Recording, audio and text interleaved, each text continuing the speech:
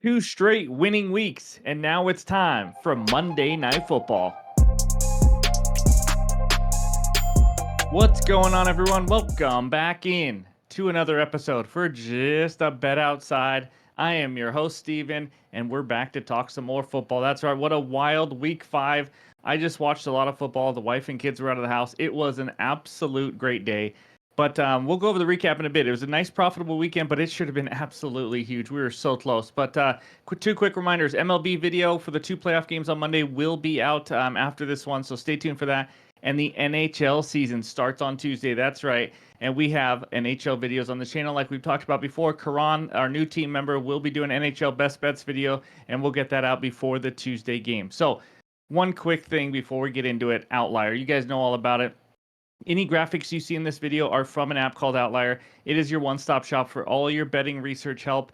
All you gotta do is click the link below and try the 7-day free trial. I'm telling you guys, if I wasn't partnered with him, it wouldn't matter. I am using this every single day. It is just changed betting for me, saved time for me. It has been absolutely huge. So go check it out. Try that free trial out if you're a serious sports bettor. So let's get right into it.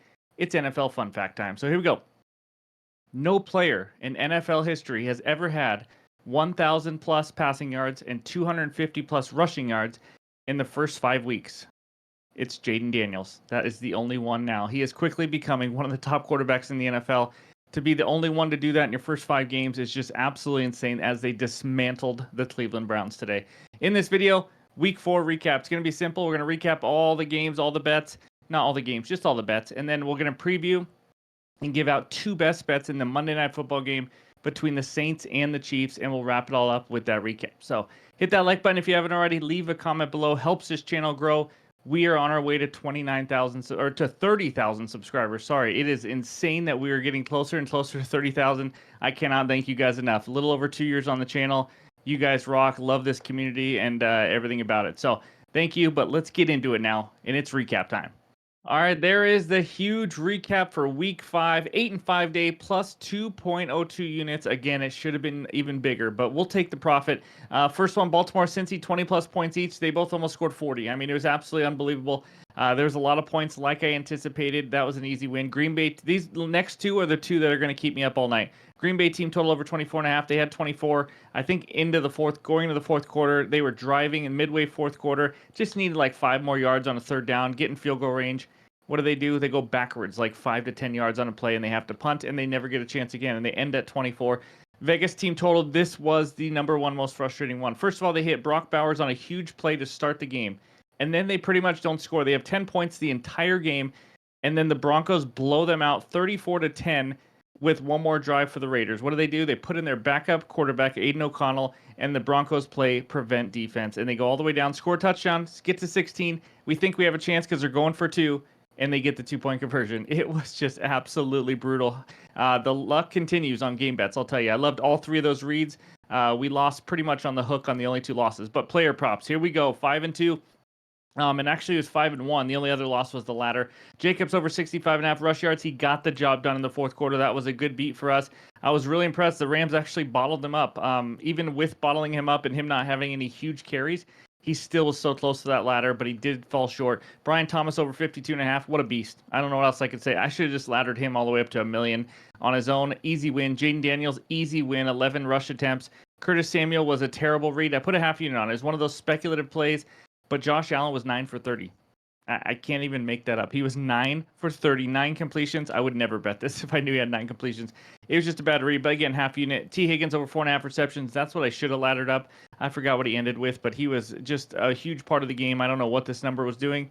And then Will Lutz over 1.5 field goals gets the job done for the Broncos for a 1-unit play. So again, another 5-1 day, up almost 3 units on player props. It was another good weekend. But that ladder parlay, guys, the first time we did it 2 weeks ago or 3 weeks ago, we missed out by like 12, 13 receiving yards. Last week, we hit at plus 500.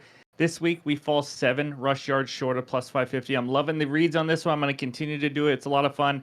But man, were we close to a huge weekend. And then we finish it with the anytime touchdowns. Hubba Hubba with the touchdown. First one of the game. It was absolutely beautiful. And then Jayden Daniels' touchdown did not get it done. They had many chances, and they kept running it to Brian Robinson, and he got in every time he touched it. And so I know Jaden on one run fell just a yard or two short. It was tough. But how about Kraft? That's right. Kraft singles plus 240. Not only got one touchdown, he got two. Do you imagine the odds of that? That would have been huge. But we'll take a 2 in one day. Again, those were a quarter unit each. So we get 0.65 units of profit. Let's check out page 2. And there is the season overall record. That's right. Up 2.6 units. Week 2 absolutely killed us, but we are fighting back now. Game bets continue to give me terrible luck. The team totals, like we talked about, it's just been week after week. We are due for some positive or some good luck on that in general.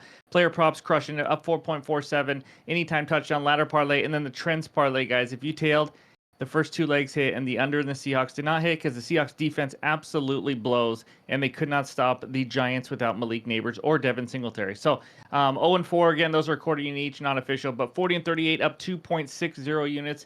We will gladly take that for now, but I want more. So that's the bets recap for week 5. And before we get to the Monday Night Football preview, we got to tell you about Bet365. There it is, the promotion with Bet365. Bet $5, get 200 in bonus bets. Guys, you get it instantly. All you got to do is click the link below, sign up, deposit $10, and then bet your first one as a $5 bet. And no matter what happens, right after it's over, you're going to get $200 in bonus bets. It's a deal you have to take advantage of if you live in a state that is legal for Bet365. Like I mentioned, it's really important, I think, if you want to be a good sports bettor, to have multiple sports books so you can get the best odds, best value for your bets that you're placing. So that's what we got. Of course, you must be 21 years or older to gamble. If you have a gambling problem, call or text 1-800-GAMBLER. All right, let's talk some Monday Night Football. All right, we head out to Kansas City where the Chiefs host the New Orleans Saints for Monday Night Football. Chiefs minus 5.5. Total in this game is 43. Just some notes and trends and injuries. Saints linebacker Willie Gay. He is an ex-Chiefs linebacker. He's now on the Saints. He's going to be out. And then they're going to miss 2 offensive linemen. Cesar Ruiz and their center Lemieux look like they are both out for this game. That's obviously pretty big news. And then Taysom Hill, the gadget, the do-it-all guy, is going to be out as well. Chiefs, nothing huge here outside of Rashee Rice and Pacheco, of course. Some quick trends. Mahomes has thrown an interception in every game this year, and I believe the Saints have like 6 interceptions so far this year already. Saints 7-4 as a road underdog under Dennis Allen, and the Chiefs have not won a game by more than 1 score all season. Derek Carr, he's a guy who does better as an underdog and also when he faces tough defenses. But as an underdog, 55, 46, and 1 ATS. When he faces, or when he's a favorite, he is only 22, 38, and 2 against the spread. Kind of weird splits there. But anyways, that's the trends. That's the notes. Let's get into my 2 best bets. And if I had to lean aside, I would go over and the Saints plus 5.5. Those are my 2 leans there. But bet number 1, it's the man, the myth, the legend. Travis Kelce over 55.5 yards, minus 113 on FanDuel. This is a half unit play. In fact, both plays are going to be half unit because I don't want to put a ton of money into one game after we had a good weekend. Like I said, no Rashee Rice. It's going to be huge. I think Andy Reid is going to do a great job at scheming up plays for Travis Kelce. 1, because they have to, and 2, because they need to get Kelce going if they want to have any success here. And he did look more explosive last week, that's for sure. But let's look at some numbers in Outlier with Travis Kelce now. And Kelce is over in one of those 4 games so far this year. That's right. But it doesn't mean a ton to me because, again, their leading target guy is now out. Pacheco is now out, and now I think he looked better last week, so I think they're going to count on him and have to rely on him. He flew over this last week when Rashee Rice went down. And then if we look at the matchup over there on the right side also, if you click on that versus tight ends like we have, you can see that they're 28th in receiving yards allowed to tight end. And if you're thinking, okay, well, you know what, Kelce is the main guy, they'll probably scheme around him. Well, guess what? They faced the Eagles when they didn't have A.J. Brown. And Dallas Goedert, he just went for a nice 10 catches for 170 yards against the New Orleans Saints team. They're already thinned out at the linebacker crew for the Saints. I just love the matchup here. Let's go look at target share, though, real quick down below. And down here, you will see Rashee Rice had the highest target share, obviously, 25.4%. That is now gone. And look who's up next. Travis Kelce, 18.4. I expect that to go up quite a bit. He's battling guys like Xavier Worthy, Justin Watson, Juju, Noah Gray. I mean, we're not exactly talking superstars here. And then we'll see if Kareem Hunt can run the ball as well. But last week, when Rice went down early, Travis Kelce, 9 targets, 7 catches. I don't mind his receptions line at over 5.5 either. His targets line is juiced at over 7.5. So they're expecting a lot of targets here. Since the start of last season, when Kelce has just even 5 or more catches, he went over this receiving yards line in 13 of 16 games. That includes last week as well.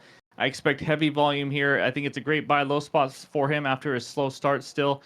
I think the number's just too low with him being the number 1 target now on this team. I think we see the good Kelsey again. So give me the Swifty over 55.5 receiving yards is my first best bet. And bet number two, I'm going to be honest, it's weird. It's super weird. Give me Xavier Worthy over 2.5 rush yards. That's right. The receiver over 2.5 rush yards at minus 110 on Bet365. I'm putting a half unit on this. He is over this in 3 of 4 games. I rarely ever make bets like this, but I just love this one. He's over in 3 of 4 games this season. He has 1 or more carries in 3 or 4. Obviously, the games he has 1 carry, he has gone over this. He has 21, 5, and 13 yards in those 3 overs. Last week he had 0, but guess what? I think they're going to need him. I think they're going to have to use him on more runs like that, on more trick plays. He's going to be on the field more with Rashee Rice out, and he's used his speed and shown that he can run. He's actually had 3 carries a couple games ago. He's averaging 7.8 rush yards per attempt. So here's what I'm pretty much betting here, and not really his over rush yards. I'm betting that Andy Reid calls 1 offensive run play for him. That's really what it is. Because if he calls 1 offensive run play, as you've seen so far this year, every single time he's run the ball has gone over 2.5 rush yards. And like I said, he's had at least 1 carry in 3 of 4. It's just kind of a sneaky good bet, in my opinion. Now, just a heads up and a warning, he could get 0 carries. I understand that, and I would look stupid.